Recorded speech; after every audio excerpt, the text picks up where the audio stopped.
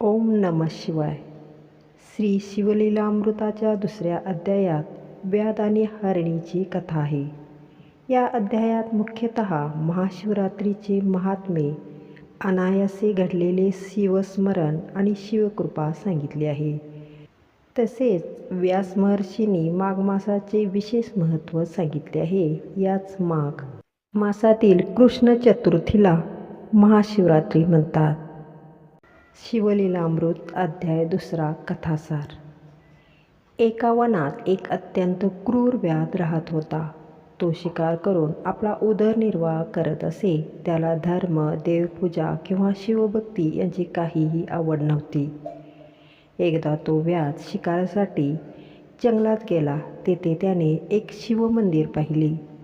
त्या दिवशी महाशिवरात्री होती. शिवभक्त शिवालयात शिवस्तुती करत होते.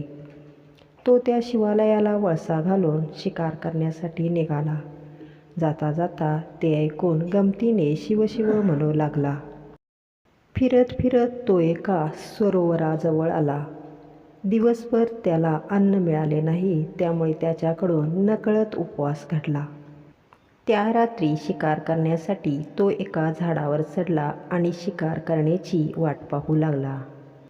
रात्रीचा काही प्रहर लोटला. एक हरिणी पाणी पिण्यासाठी सरोवराजवळ आली. तसा व्याधाने तिच्यावर बाण रोखला. तशी ती मनुष्यवाणीने बोलू लागली. तिने ती गर्भवती असल्याचे सांगितले व प्रसूतीसमेत जवळ आल्याचे सांगितले.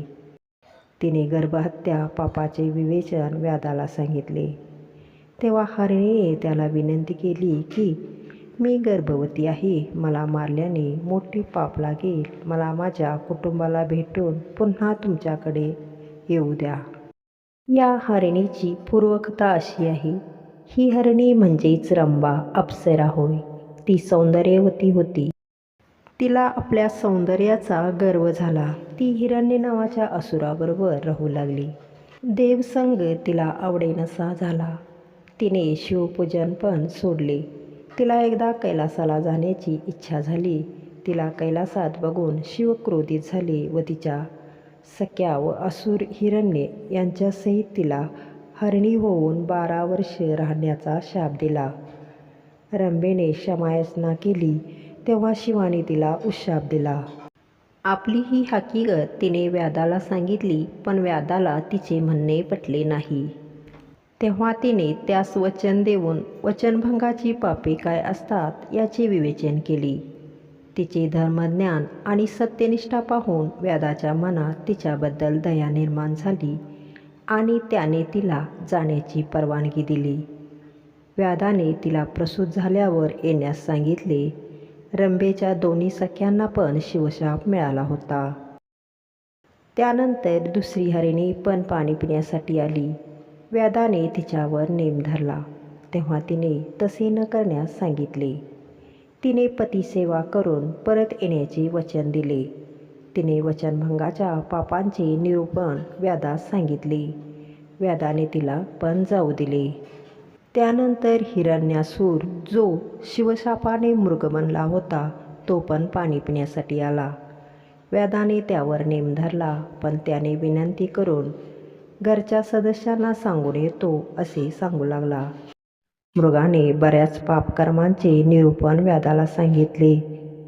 आश्चर्यचकित झालेल्या व्याधाने मृगाला त्याच्या परिवाराला भेटण्याची परवानगी दिली. थोड्या वेळाने तिसरी हरिणी तेथे आली. व्याधाने तिच्यावर नेम धरला.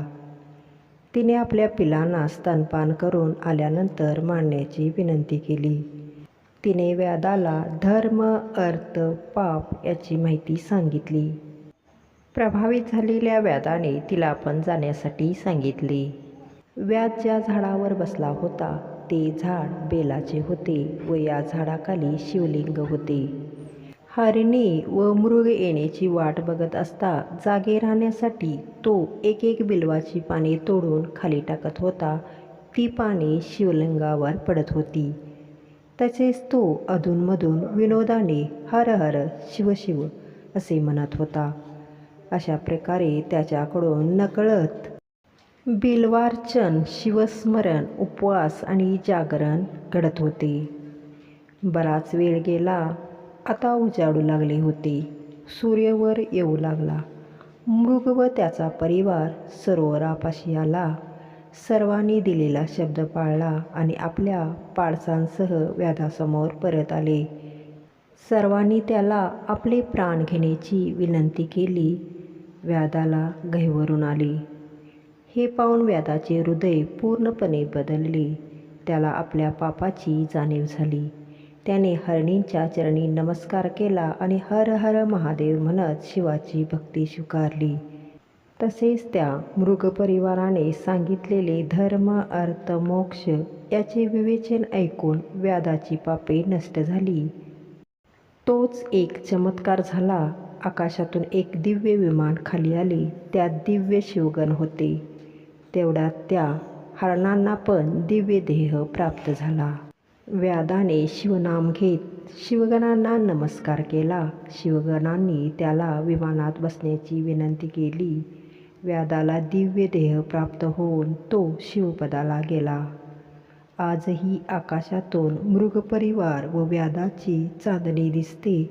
असा हा शिवरात्री महिमा, जिच्या स्मरणाने देखील महापातके भस्म होतात. सांब सदाशिवार्पणमस्तु. श्रीराम जय जय राम, जय जय राम. या कथेतून महाशिवरात्रीच्या उपवास, जागरण, बिल्वपत्र अर्पण आणि शिवनामस्मरणाचे महत्त्व अधोरेखित केले आहे. याचा मुख्य भावार्थ, भगवान शिव हे अत्यंत भोळे आणि भक्तवत्सल आहेत. भक्ताने मोठमोठे विधी केलेच पाहिजेत असे नाही. शुद्ध मन, श्रद्धा आणि भक्तिभाव महत्त्वाचा आहे.